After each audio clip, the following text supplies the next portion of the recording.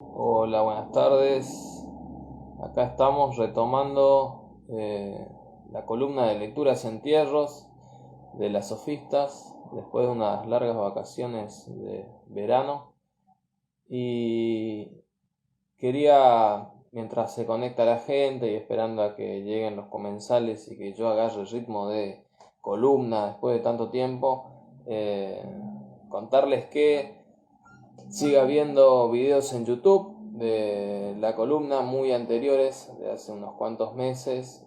Seguimos con pendientes de seguir actualizando ese canal de YouTube, pero en breve trabajaremos para resolver esa cuestión de atraso de archivo, sería como lo podríamos llamar. Eh, Eso es todo, no hay otra gran noticia de nuestro lado, por lo menos por acá. El día de hoy voy a reseñar un libro como ya han visto en ese flyer casero que armé. Eh, un libro de Hugo Sabino que se llama La Mañana Sol de Limón. Es un libro editado por una editorial que se llama Editores Argentinos, la cual es bastante conocida por, me parece a mí, la poesía reunida de este hombre Arenas, un poeta cubano, Reinaldo Arenas. Hugo Sabino es este hombre, por suerte la solapa de este libro trae una foto suya. Eh, por suerte digo porque es un personaje para mí bastante oculto de la literatura argentina en general, y él ha tenido para mí como ciertos gestos de querer como también invisibilizarse o eh, remitirse a un espacio un poco más cuidado o a una interioridad, ¿sí? Vamos a ponerlo mejor. Eh, es todo un tema reseñar este libro de Sabino, porque Del Vamos es un libro que no quiere en cierto punto ser reseñado, eh, y una de las características de la obra de Sabino, de ciertos libros de Sabino, eh, creo que es algo que se repite en este libro que se llama Viento del Noroeste, que es otro libro de él, y que no sucede en este otro libro de él, La Línea del Tiempo, que es su primer libro y es un libro de poemas tradicionales, como podríamos llamarlo. Lo que sucede en La Mañana Sol de Limón es que ya tenemos de entrada un problema con el género, o sea, no podemos saber bien cuál es el género de la novela, y en relación a las reseñas y a la interpretación externa, de una interpretación crítica, con herramientas críticas por fuera de la que el libro provee, también está un poco machucada por las mismas, por los mismos rastros o las mismas eh, formas de pensar que el libro nos da, nos dona, digamos. Entonces yo pensaba, bueno, ¿cómo reseñar un libro así? Digo, ¿cómo reseñar un libro anti-reseña? ¿Cómo reseñar un libro anticrítica? No anti porque sea imposible, sino porque el libro lo rechaza, digo, y el espíritu del libro eh, lo pone bastante claro. Digo, el libro no es un libro que habla entre líneas, puede ser un libro complejo por momentos, bastante complejo, pero no habla entre líneas, es decir, no hay como toda intertextualidad, es decir, toda referencia a otros autores o que esté conversando con otros autores, y casi siempre está bastante clara, digamos, porque al libro no tener género, hay citas, digamos, en el momento en que tiene que haber citas, hay citas, entonces la intertextualidad con autores como Nadezhda Mandelstam, una poeta rusa, con Carlo Emilio Gada, un escritor italiano, con Mastronardi acá de Entre Ríos, con Celarrayán, están claras, digo, uno no tiene que andar como rascando mucho para llegar a encontrar lo que Sabino está queriendo decir, porque todo el tiempo nos está diciendo lo que quiere decir. Imagínense, por ejemplo, entonces, no, antes de pasar a esto, yo les iba a explicar que la única forma, me parecía a mí, de no traicionar al libro, de no traicionar a esta obra de Sabino, y en general podríamos decir a gran parte del espíritu de su obra, es hacer una reseña bien del orden de ir a la cita, de traer fragmentos del libro y no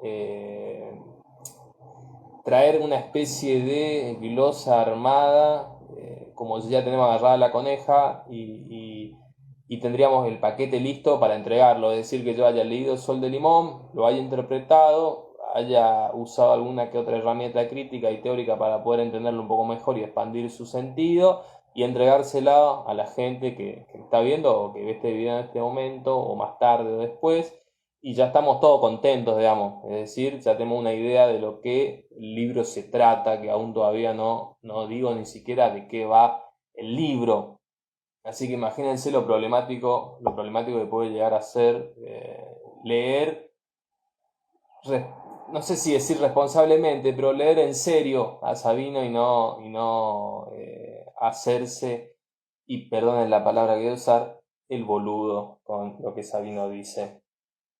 La primera cita es esta, y me parece que es como la que a mí por momentos, no es la que mayor me interpeló, pero que me dijo, bueno, vas a tener que hacer algo. Dice así, ese proyecto de maldito que hace reseñas y pone cosas del tipo, su mundo narrativa no tiene verosímil. Hay que escuchar a un hijo de puta que vuelve todos los días a tomar la sopa a la casa de mamá, decir esas cosas en el suplemento del sábado. Ratoncito de la entrevista maldito estará en algún círculo del infierno. Es decir, que ya de entrada Sabino golpea ahí a la figura del reseñista.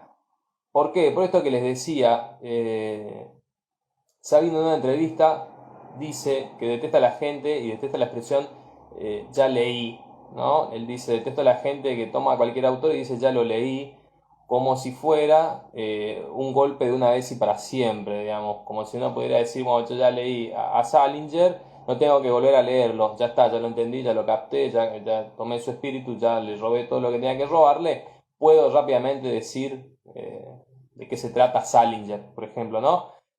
Sabino se pelea con la gente que lee a medias, ya vamos a encontrar seguramente algún fragmento que hable de eso, porque he tomado ciertos motivos, como le dice él, de la novela, de esta novela de la nada, ciertos motivos, ciertos temas, ciertos puntos, y le he anexado citas para que se entienda o para que más o menos vayamos entendiendo para dónde va y no traicionarlo. La segunda cita era esto que yo le decía de que el texto rechaza cualquier interpretación externa, es decir, que yo tendría que ir como a buscar esto, a buscar como que si un texto crítico me podría ayudar a entender a Sabino de entrada y ya está, ¿no? Dice así, el hangar de los tranvías, en ese pie del puente ahí donde fue, apareció el toco de la ensoñación alucinada, la única, la que nos mandó al carajo y eso no tiene vuelta. La escribo y ya está. No hagan teorías sobre la inscripción. Por favor, lean o suelten este libro. Digo, más claro echarle agua, digo, la única forma de poder entrarle con gusto a esto es eso, ir a la lectura y nada más. Voy a buscar una serie más de citas, que se las voy a leer para más o menos mostrar en acto de lectura fragmentos del libro.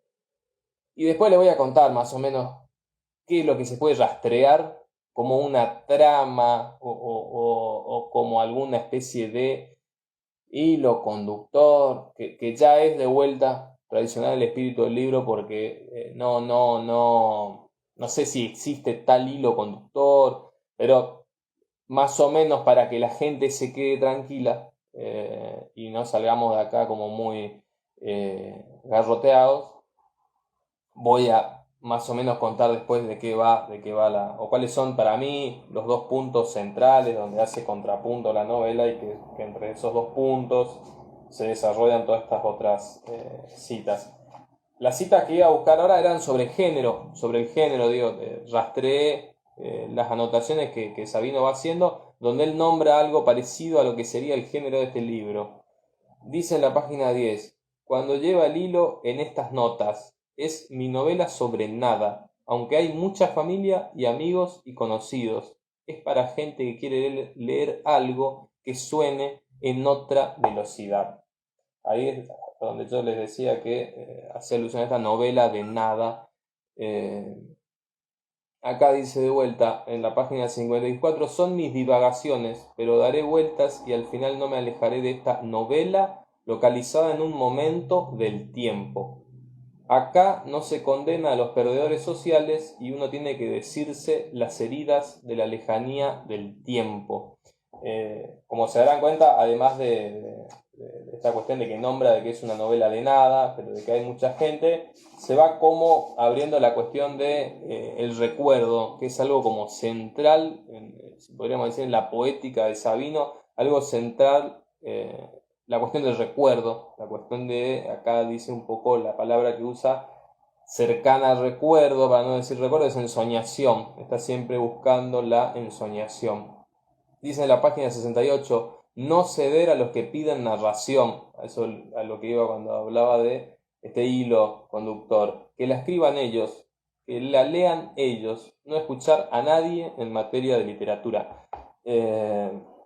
Van a ir captando también el tono de denuncia y el tono de acusación que tiene casi diría toda la obra de Sabino, un sello indeleble que se le puede como poner, es él mismo lo dice, no tengo la cita, pero está en el libro, tratar de que el resentimiento no se note tanto y es imposible porque se me mete por todos lados, dice, se me mete por la ventana, se mete en mis libros.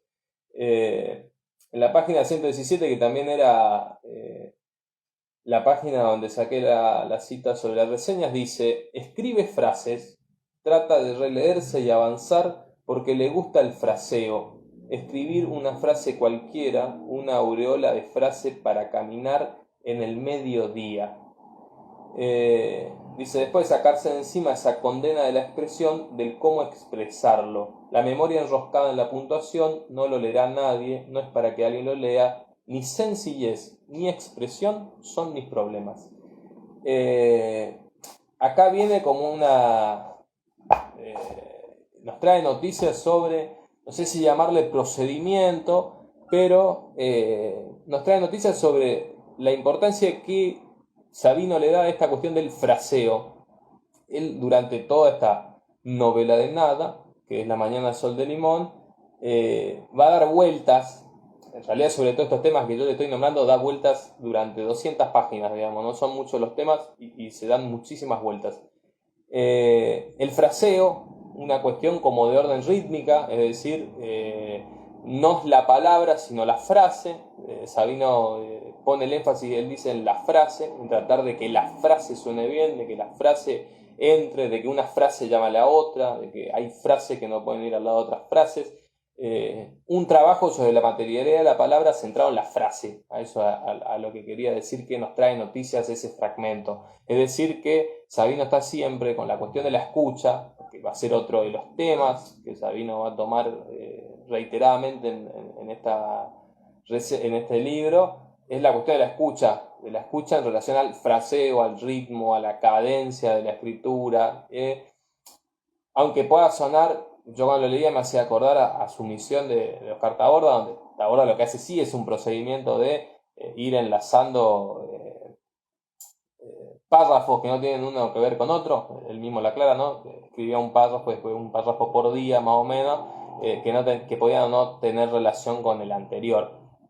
Lo de Sabino es parecido, pero guiado no por el procedimiento en sí mismo, sino por la cuestión como auditiva, una especie de Sabino, gran escuchante de jazz, como una cuestión de la improvisación, ¿no? De que van sonando una frase al lado de otra, empiezan a sonar bien, Y uno podría decir, bueno, esa cuestión de poner el acento sobre la musicalidad, haría caer por tierra cualquier pretensión de sentido. Es decir, sería un libro sin sentido, un fraseo tras otro. Bueno, Sabino viene de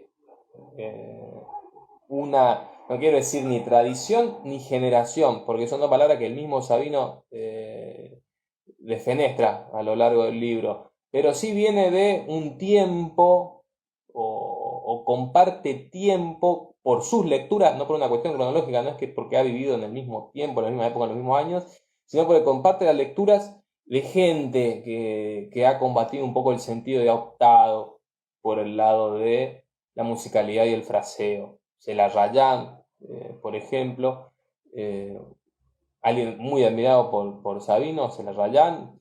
Nos acordamos la musicalidad de lo que es, por ejemplo, La piel del caballo, una cosa preciosa. Néstor Sánchez, entre otros, digo, entre otras de las influencias de Sabino, que Sabino deja expresamente claras acá. Vamos al 87, que me parece que es la última cita que había tomado para hablar un poco de lo que podría llegar a ser el género de La mañana sol de limón.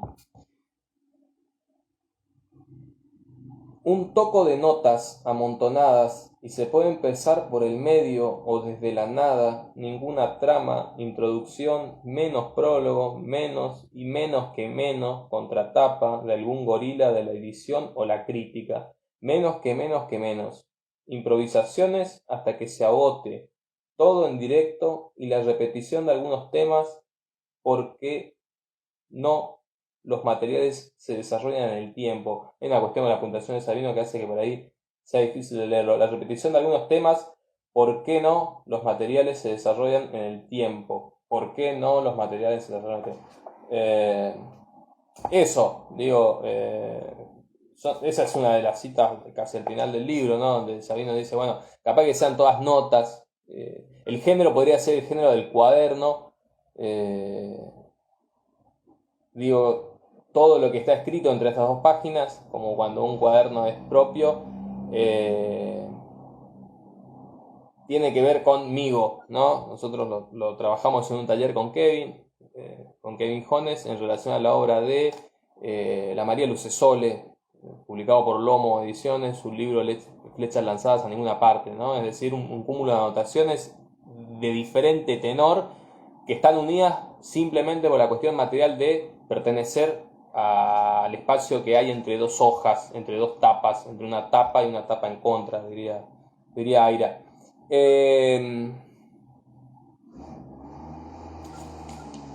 Yo tenía algunas citas más sobre otros temas y ahí ya le iba a contar.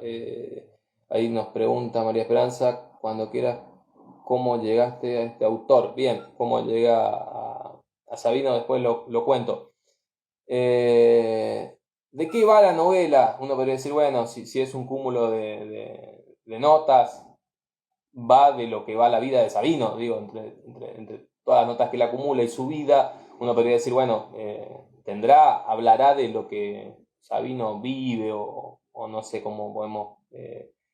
pero hay una construcción de personajes, hay dos personajes, tres podríamos decir, que son centralmente Elia y Lola, que es un personaje masculino, una especie de poeta que no se termina de entender bien quién es, porque no hay una descripción de Elia, sino hay citas de Elia, cartas de Elia, escritura de Elia. Pero entendemos que son personajes porque por momentos se le escapa el narrador omnisciente a Sabino, hay una especie entre que Elia y Sabino ahí, son como una especie de Elia como una personificación de Sabino, pero a veces por momentos Elia cita a Sabino, ¿no? Así como cuando un personaje de Saer en responso cita a Saer, hay como una cuestión ahí del juego de la etapa. Y Lola, un personaje que es precioso porque se va armando en relación casi siempre a su vestimenta. Hay muchas páginas sobre la vestimenta de Lola, casi siempre de colores rojos. Un personaje, ya digo, como puesto en rojo, en contraposición a la mañana sol de limón, que suele ser verde o amarilla. Hay marcadamente colores, por momentos, tonalidades de colores en esta novela. Ese es uno de los puntos, la relación entre Elia y Lola, que va y viene, que no se entiende bien cuál es, que sí, que no, Lola que escribe en un cuaderno, Elia que envía cartas, muy fragmentario todo, pero uno puede llegar a entender que hay como una relación amorosa entre Lola, una mujer que escribe misteriosa, y este otro poeta barrial, como lo es Sabino. Después hay un contrapunto con una especie de punto biográfico de la vida de Sabino, que es un éxodo, lo llama él, una mudanza impuesta por el Estado bonaerense, podríamos decir, expulsados, no me sale la palabra, desalojados, esa es la palabra, son desalojados la familia de Sabino y un grupo más de gente, o lo que Sabino construye como su familia a lo largo de su obra, digamos. Roque Juan y Irma, que son como su padre y su madre en su obra, junto con otra gente que vivía como una especie de conventillo, son expulsados por un agente de ley de la ciudad de Buenos Aires, del barrio de Barracas, que es donde Sabino nace. Que si uno mira La mañana Sol del Limón, lo único que sabemos de Sabino es nació en Barracas. Eso es toda la biografía de Sabino que tenemos. En la línea del tiempo tenemos que nació en octubre del 45. Después de la línea del tiempo, que es su primer libro, se empieza a ocultar ese rasgo temporal que nos ubica cronológicamente su vida. Por eso digo que Sabino un poco es como que empieza. Yo cuando estaba empezando el video decía, ¿qué personaje el viejo Sabino? Y es un personaje porque no sabemos muy bien esa división entre ficción y vida. Sabino para mí ha tratado de borrarla, y a veces lo dice expresamente: no estoy escribiendo mi vida, no es realismo, es mi vida, etc. Ese es otro punto, ese es otro punto central del libro, que va a ser como el evento que articule todo el libro y el cual se vuelve siempre el éxodo de Barracas a Avellaneda, el cual se hace por, yo no conocía Buenos Aires, pero con Google Maps es muy fácil verlo, el puente Pueyrredón, que es un puente que une, que pasa por arriba del Riachuelo, que une el barrio de Barracas, que está un poquito más al norte, y el barrio de Avellaneda, que está un poquito más al sur. Voy a leer un fragmento sobre la parte del éxodo. Todavía no llegué a mi éxodo, dice en la página 113 Sabino, el nudo de este libro, pero ya empiezo infinitamente. Eso para mí ilustra completamente bien la forma en que Sabino trata los temas o los motivos. Infinitamente está comenzando, recomenzando y recomenzando este exilio y desarrollándose. Todo el tiempo Sabino está siendo desalojado junto con su familia en este libro. Como yo le decía, no de una vez y para siempre. Hay ahora, sobre esta cuestión de que yo les decía, que Sabino cuenta bastante sobre su vida, o su novela de nada es su vida, o hay una cuestión demasiado vital con su escritura. Tomé algunas citas donde él va a hablar de vida, por ejemplo, ¿no? de esa categoría simple, imagínense, que es la vida. Dice así: que nadie entienda nada no es una coartada para no seguir, y hasta con todas las ternuras del adiós no se soporta, claro que no se soporta, lo sé, pelotudo arrogante, te cuento mi vida y no escuchás nada.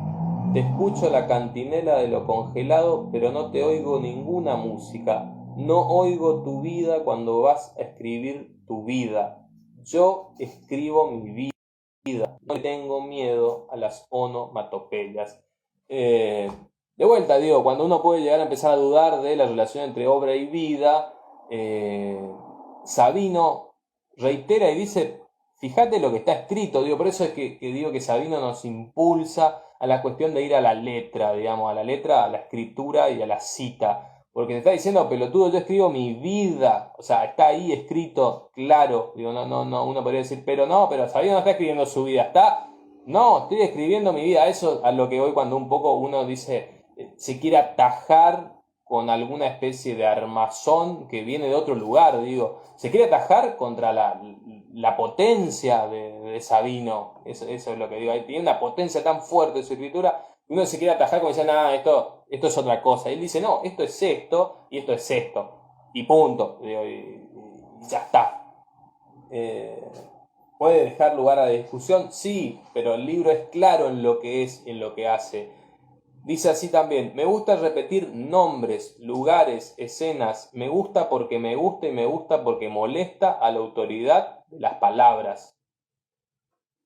De vuelta, ya no pienso ni decir nada de esa cita, digamos.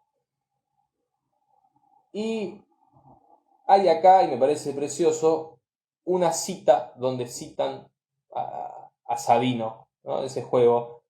Es así, está entre comillas, dice, más que inventar es mejor. Como el mismo Hugo Sabino, y sin enredarme mucho, elegir un hecho de historia personal. Como alguien diciendo, bueno, vamos a hacer la que hace Hugo y elijamos un pedazo de vida y andemos por ahí.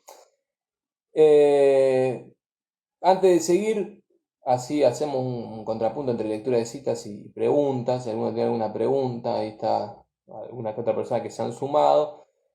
¿Cómo conocí a Hugo Sabino? Me lo recomendó mi amiga Maya Navas, a quien le mando un abrazo grande y quien me decía que esperaba esta reseña, porque sí, no conozco muchas personas que hayan leído a Sabino, creo que solo a Maya. En realidad sí, mucha gente habrá leído a Sabino y esto es central y hay que ponerlo en el primer plano porque Sabino es el gran traductor al español de Henri Mechonic, un poeta francés, un poeta muy grande. No sé, no quiero decir pensador porque no podría haber pensado lo que pensó sin ser poeta. Digo, un gran poeta francés. Sabino traduce la mayoría de los libros que nosotros podemos considerar de Sabino, la crítica del sentido, el pensamiento de Spinoza, el poema del pensamiento, contra lo posmoderno, hasta Puesto que soy esa zarza, que es el libro de poemas que se suele leer más de Henri Mechonic. Todos son traducciones de Sabino, entonces Sabino lo hemos leído, digo, ahí está Sabino entre oculto y visible en todos los libros de Mechonic. Nosotros por ahí no tenemos la cultura de poner en primer lugar al traductor o de poner en importancia al traductor, solo cuando se piensa en ser fiel al texto. Cuando hay un traductor que es más fiel que otro, ahí sí está buena pareciera ser que está buena la discusión sobre traducción, porque hay uno que traduce mal y otro que traduce bien, pero en general no se conocen, digo así, grandes nombres de traducciones, excepto cuando hay mucha discusión sobre este traduce bien, este traduce mal, entonces Pepe traduce mal, entonces es mejor José que traduce bien, etcétera. Así que lo conocí por ahí por recomendación de mi amiga Maya, a quien la quiero un montón. Hay una crítica, y esto es a lo que yo de vuelta les venía contando, de lo intempestuoso y lo acusativo de Sabino, una crítica a los malos lectores, o una crítica a una forma, podríamos decir, incorrecta de leer, o hasta podríamos decir poco ética de leer. Y dice así en la página 41, ¿pueden leer con lupa? No, ni con lupa.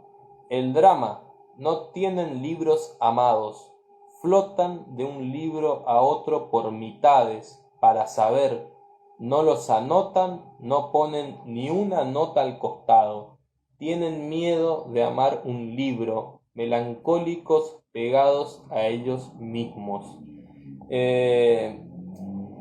Esta cuestión de Sabino que yo le decía, de ya se sabe, leen libros por la mitad y los dejan porque ya lo saben, porque ya los han leído, porque ya saben lo suficiente.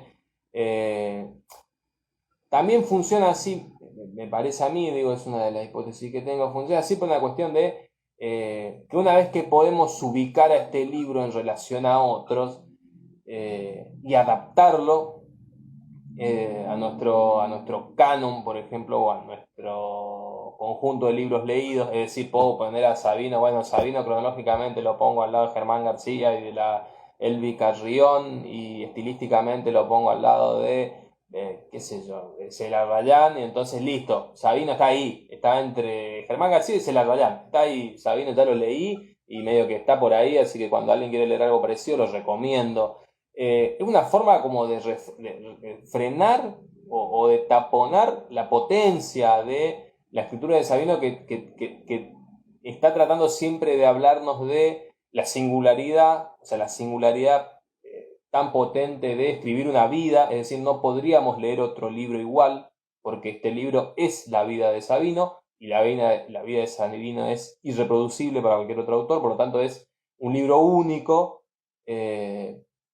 muy parecido a lo que Celarrayán le dice a Piglia un día, ¿no? Que le dice, bueno, no puede leer nada sin compararlo con otra cosa. Bien Sabino del lado de Celarrayán, como diciendo, bueno, si no pueden leer sin estar comparando, bueno, dejen, porque la cuestión de la comparación frena un poco la originalidad, que no es la originalidad por la originalidad misma, sino por esta cuestión potente de lo singular, de lo único que puede una vida, por ejemplo, ser escrita.